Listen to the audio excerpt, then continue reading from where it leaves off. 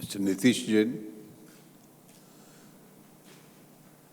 the Distinguished High Commissioners for India and Australia, the President of the CII, other distinguished guests, members of the faculty of the SP Jain Institute, and I see a lot of young students here. Thank you very much, Nitish, to you and to the institution for having invited me on the very first morning that, along with some colleagues, that I am in Sydney. Our routine over the next 4 or 5 days, spread over 3 different cities, is going to give us an opportunity to interact both with the government as also with a larger body of investors in Australia. You asked me to speak on reimagining Indian economy. Well, we've set our targets reasonably high, and T20 is probably not the only area where we want to do well.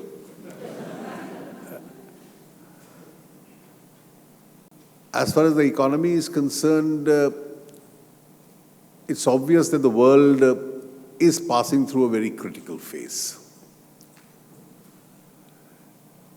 It's passing through a critical phase because there's a lot of uncertainty and unpredictability.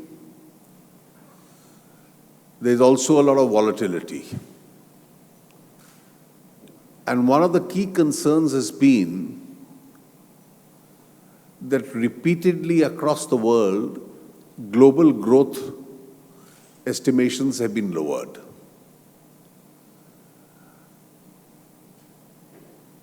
And sitting through various meetings of the IMF, the World Bank, and other forums, I get a distinct impression that how long this phase is going to last, nobody really is sure of. And therefore, world economies are undergoing a very significant change. And nobody really can say, certainly we in India can't say that we are uninfluenced by this. There are some significant impacts which do take place. One of the obvious adverse impacts also is, and I'm referring to the adversities first so that we can deal with these challenges in the course of this discussion, that when trade shrinks, across the world, trade will shrink. And the shrinkage of that trade also has impacted us. Uncertainties in the market also impact us in terms of both stock markets and currency unpredictability. Australia itself has witnessed the parity as far as currency being significantly altered in the last 2 years. And then, of course, global demand has been adversely impacted.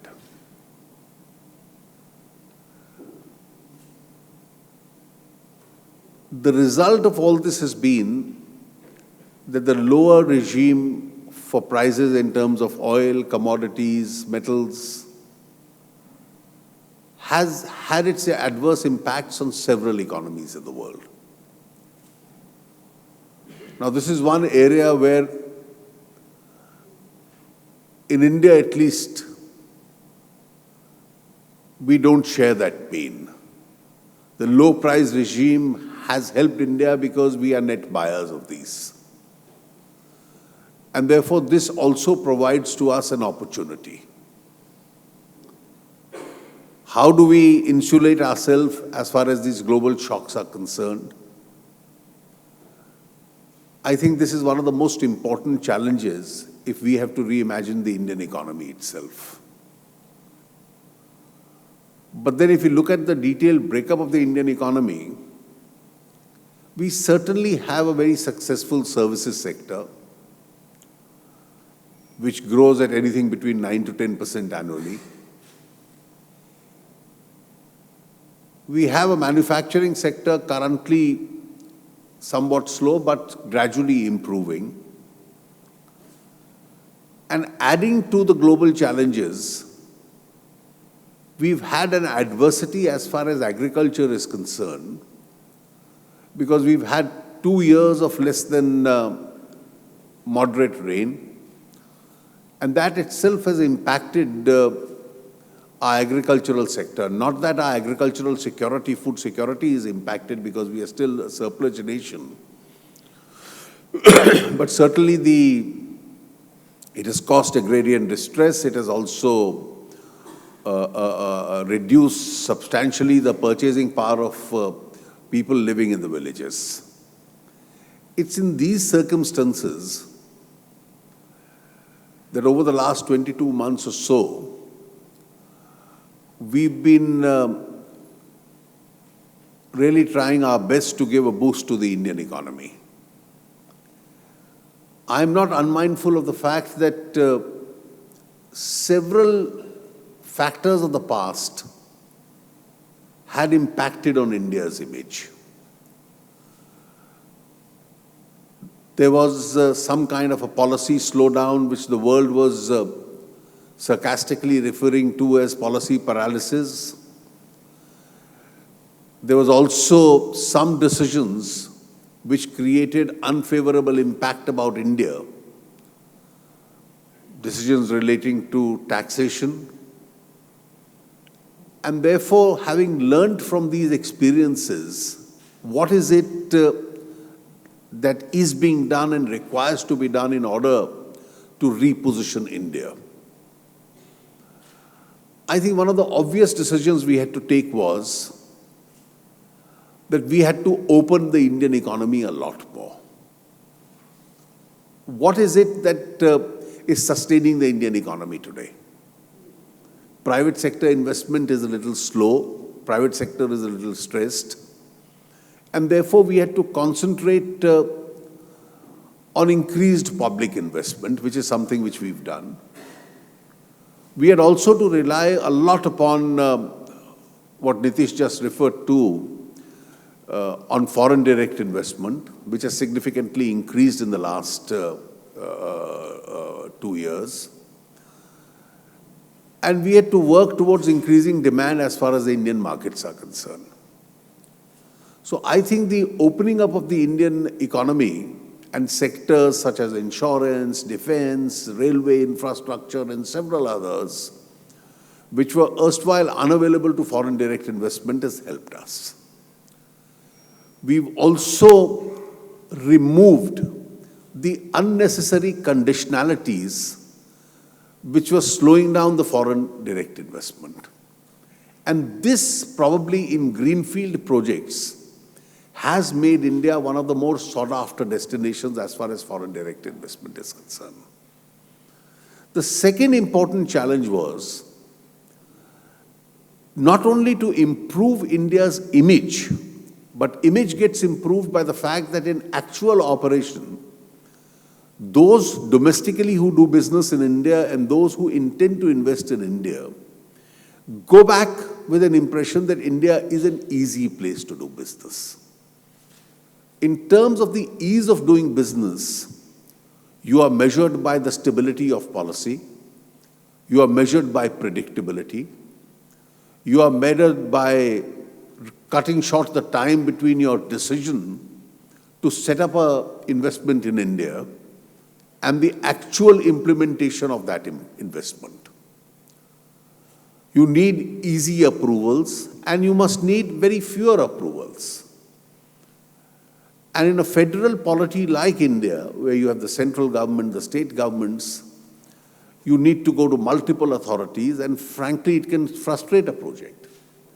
Now, I can't really claim that we've achieved everything in this regard, but I think there is a greater realization in India that in a competitive world today, not only attracting international investors to come to India, but also persuading domestic investors to stay in India, you will have to ease in your business processes.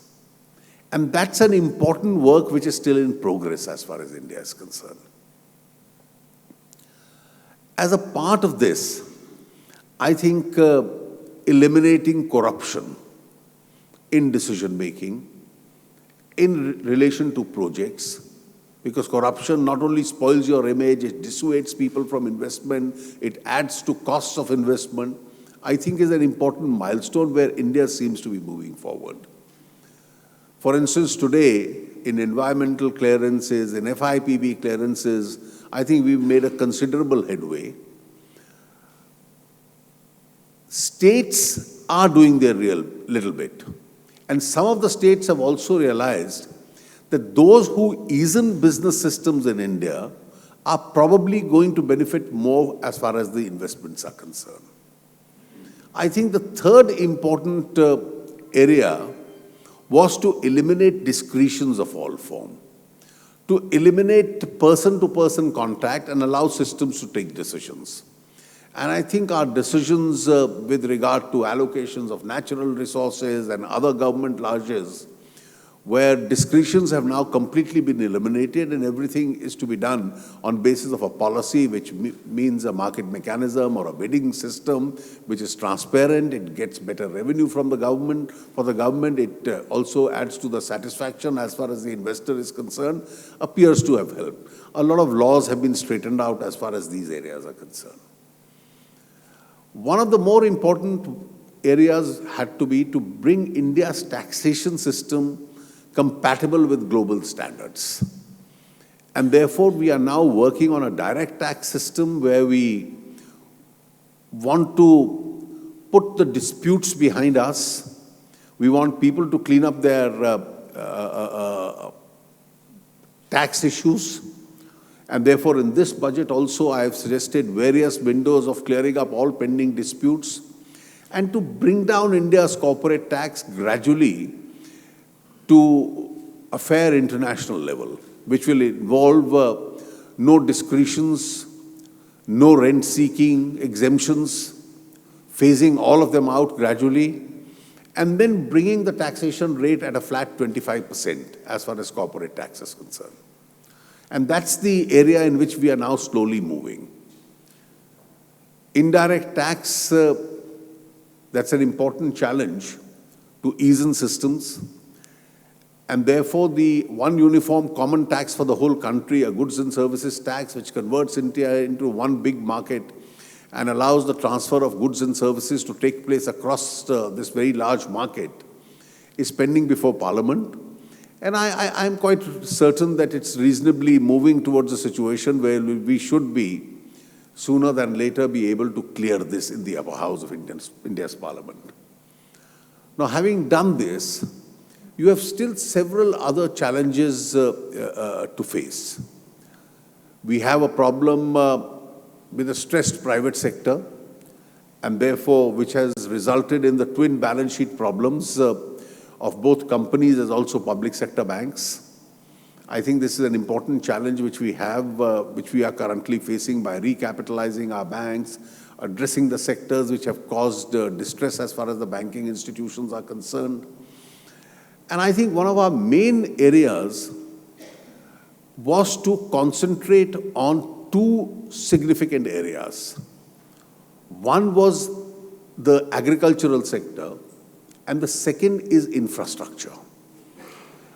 Now, both these sectors really hold the key. As far as agriculture is concerned, since it was a stressed sector over the last 2 years, we've used the current opportunity in every way to pour in investment as far as these sectors is concerned. So in the agricultural sector, from increased spending on irrigation to a large amount of credit offtake to a very large amount of assistance in terms of interest subventions, crop insurances, I think this is a sector which needed actual support. And therefore, the emphasis of recent policy has been to concentrate on this sector. We've also utilized the regime created by low oil prices, resulting in a large amount of savings for the government to start investing as far as infrastructure is concerned. So the highway program is back almost with a bang. Rural roads are we are concentrating on. Railways has undertaken a massive investment program. Airports, we are expanding the number. Ports, we are increasing the number. And this is the direction in which we are taking the economy.